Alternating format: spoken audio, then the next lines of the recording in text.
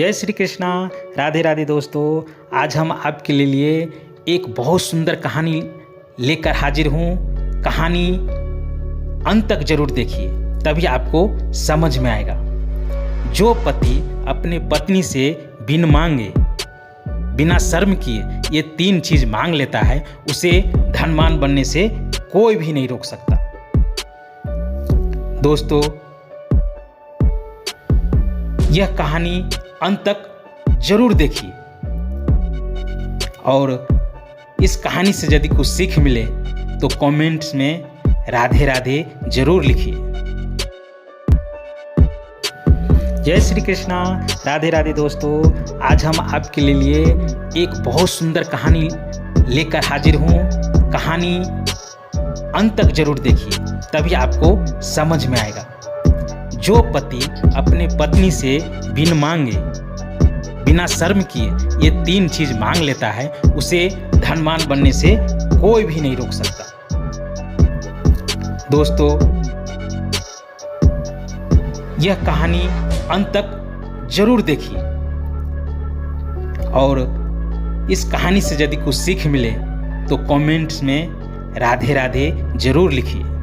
तो दोस्तों, देर न करते हुए बढ़ते हैं आज की एक नई कहानी, एक नई वीडियो की तरफ। वीडियो शुरू करने से पहले आप सबसे एक अनुरोध है, कृपया चैनल को लाइक करें, सब्सक्राइब करें और शेयर करें और अपना बहुमूल्य साथ बनाए रखें। धन्यवाद दोस्तों। चलो बढ़ते हैं आज की एक नई कहानी, एक नई वीडियो की तरफ।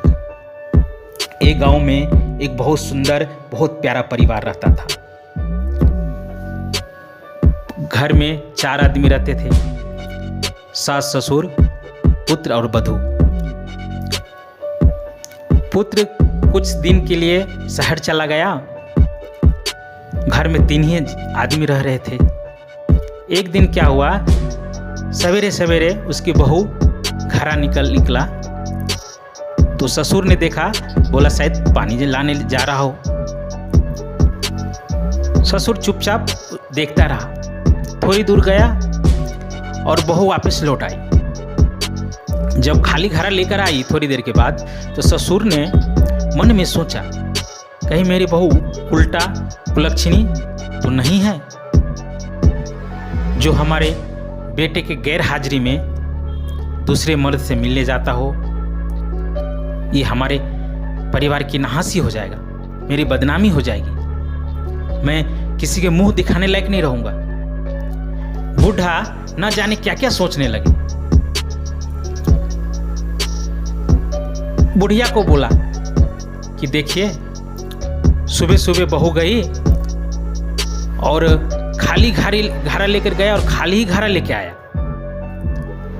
न जाने क्या किससे मिलने गई हो सुबह सुबह, कहीं बदचलन तो नहीं है, कहीं दूसरे से तो मिलते नहीं है, मेरे बेटे की गैर हाजिरी में दूसरे के साथ संबंध तो नहीं बना रहे। यानी कि बहुत तरह के बातें उनके मन में और दोनों के मन में निकलने लगी। तो बोला नहीं, ऐसे तो हमारा घर का बदनामी हो जाएगा, क्यों ना उसको मायके छोड़ दिया जाए।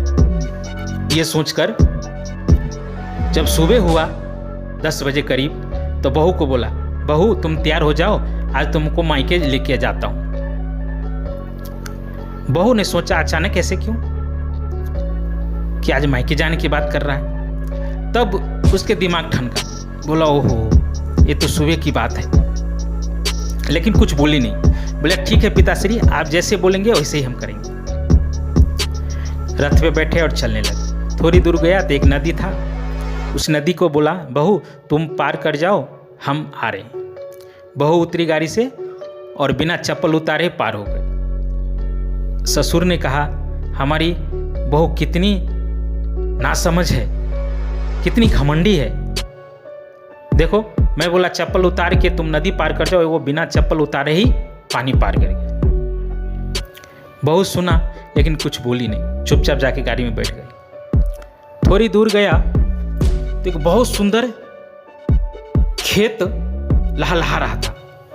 बहुत सुंदर अनाज उसमें आया था, बहुत सारे चना का दाल निकला था, चारों तरफ हरियाली हरियाली था।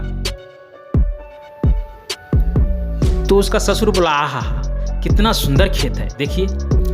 बहू इसमें कितना अनाज निकलेगा, जिस किसान के ना अनाज यदि निकले वो तो धनवान हो जाएगा। बहू ने तर्क देते हुए अपने ससुर को कहा, हाँ पिताजी, अनाज तो बहुत सुंदर निकला है, हो सकता है धनवान भी हो जाए, लेकिन उजरा ना तो। इतना बोलते ही ससुर अटपटा लगा उसको। उसके मन में फिर कुछ कुछ निकलने लगे, सोचने लगे कि मेरा कैसा बहू है कि मैं कुछ भी बोलता हूं तो जवाब मेरा उल्टा ही देती है। फिर वो बहू कुछ नहीं बोली, उसको बरबराने दिया।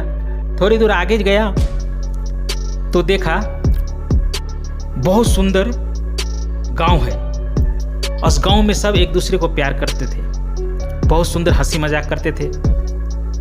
और ऐसे देखकर उसके ससुर ने बोला, बहू देखिए ये कितना सुंदर गांव है, जो सब एक दूसरे के प्यार मोहब्बत से सब रहते हैं, मिलजुल कर रहते हैं। बहू ने तर्क देते हुए कहा, हाँ पिताजी, गांव तो बहुत सुंदर है, लेकिन उजरा नहीं तो। यह सुनकर ससुर बोला, कैसी मेरी बहू है, आज तक तो बदचलन थी, अभी तक उल्टा जवाब भी देने लगी। जब कुछ भी मैं पूछता हूं तो उल्टा ही जवाब देता है। बहू फिर कुछ नहीं बोली, वो बरबराते रह गए। थोड़ी दूर गया तो एक बहुत बड़ा पहलवान उधर से आ रहा था, हट्ठा खट्टा 10 फीट का ऐसा लग रहा था, 8-10 फीट का मर्द था, एकदम हट्ठा खट्टा मोटा तगड़ा था, ऐसा लग रहा था जैसे पहलवान। ससुर ने उसको देखते हुए कहा, बहू देखो ये पहलवान कितना बड़ा जा रहा है, ऐसा लग रहा है कहीं जीत के जा रहा है। बोला, वो तो है, अब जीत के जा रहा है कि पीठ दिखा के रहा हो तो भगवान ही जाने। बहू की बात बिल्कुल अच्छा नहीं लगा बूढ़ा को, और बरबराते हुए आगे बढ़े। थोड़ी देर के बाद में उसका गांव आ गया और बोला, तुम चलो अंदर, हम आ रहे हैं। उसका बहू अंदर गई और ये जो उसका ससुर था वो थोड़ी देर बाहर बैठा तो उसका मामा आया, उसका बहू का, उसको अंदर लेके गया, खाना पीना खिलाया और आराम करने के लिए उसी गाड़ी के नीचे छांव में बैठ गया। बोला, यहाँ पे अच्छा हवा आ रहा है, थोड़ा देर हम यहाँ पे आराम करें। तो बहू ने भी खाया पिया। बोला, जब ससुर मेरे बाहरी है तो हम घर के अंदर एसी या पंखा में क्यों रहें। वो भी जाके एक पेड़ के नीचे छाया में जाके बैठ गई। थोड़ी देर में एक कौवा आया और कौवा काएं काएं करने लगा। ससुर ने देखा एक कौवा बहुत काएं काएं कर रहा है, लेकिन वो उसकी बहू जो थी वो सब बात समझता था। वो कौवा बोल रही थी उसके बहू से, इस पेड़ के नीचे जो आप बैठी है उसके अंदर बहुत सारे सोना गड़ा हुआ है, वो सोना आप खोद के ले जाइए। तो उस बहू ने कौवा से कहा कि हम वो सोना लेके क्या करेंगे, घर से हम पानी भरने गए थे और पानी नहीं मिला तो हम आ गए, शुद्ध जल नहीं मिला तो हम आ गए, तो बोल रहे कुलक्षणी है, उल्टा है, हमको घर से मायके भेज दिया और तुम अभी काँव काँव कर रही हो, मेरे को सोना निकालने के लिए बोल रहे। तो बोला, नहीं, तुम सोना निकाल लो, घर में सब ठीक हो जाएगा। बोला, ठीक है, क्योंकि वो स्त्री सती सावित्री थी, वो सब की भाषा जानता था, पशु पक्षियों की भाषा जानता था। उसने सोना निकाला और सोना निकाल के, सोना नहीं निकाला, उसने ससुर को बोला कि ससुर जी, इस पेड़ के नीचे सोना है, आप इसे खोदिए। बहू ने, ससुर ने बोला, ऐसे कैसे हो सकता है, तुम मुझे उल्लू बना रही हो। तो बोला, नहीं ससुर, आप खोदिए तो सही। उसने खोदने लगा, खोदा तो सोना निकला उसमें से। सोना निकलने के बाद वो बहुत खुशी हुए। बोला, बहू तुम तो बहुत अंतर्यामी हो, तुमको कैसे पता इसके अंदर सोना है। बोला, हमको कौवा ने बताया। बोला, क्या तुम कौवा की बात जानती थी। बोला, हाँ, हम समझते हैं। तो खुशी खुशी बोला, नहीं अब यहाँ पे नहीं रुकेंगे, चलो बहू अपने घर जाते हैं। फिर घर से विदा लिया, उसके मामा से, उसके मम्मी पापा से विदा लिया। बोला, ठीक है जाइए, भेंट मुलाकात हो गया, आप जाइए। जब रास्ते में गया तो मन में ख्याल आया बूढ़ा को, तो अपना मन की इच्छा पूरा करने के लिए अपने बहू से पूछा कि बहू, तुम नदी में जो पार कर गई बिना चप्पल के, वो ऐसा क्यों किया? मेरे को बहुत बुरा लगा था। बोला, पिताश्री, हम इसलिए पार किया कि नदी में बहुत सारे कील कांटे, कोई कांच का टुकड़ा फेंक दिया हो तो मेरे पैर में चुभ जाते, इसलिए हम चप्पल उतारे नहीं और ऐसे आ गए।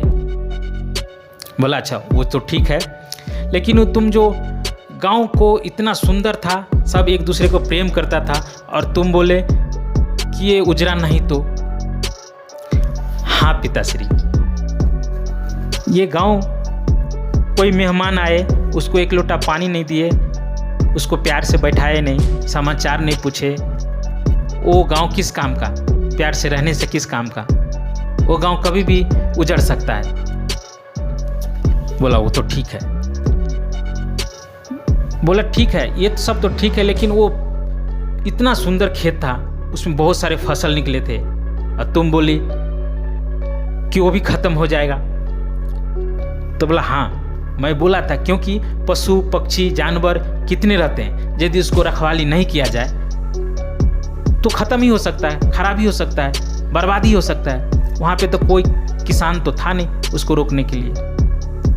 उसका ससुर बोला, हाँ बहू तुम तो ठीक कर रही हो, ये भी बात सही कर रही हो। तो बोला, ठीक है, लेकिन ये पहलवान जो बोली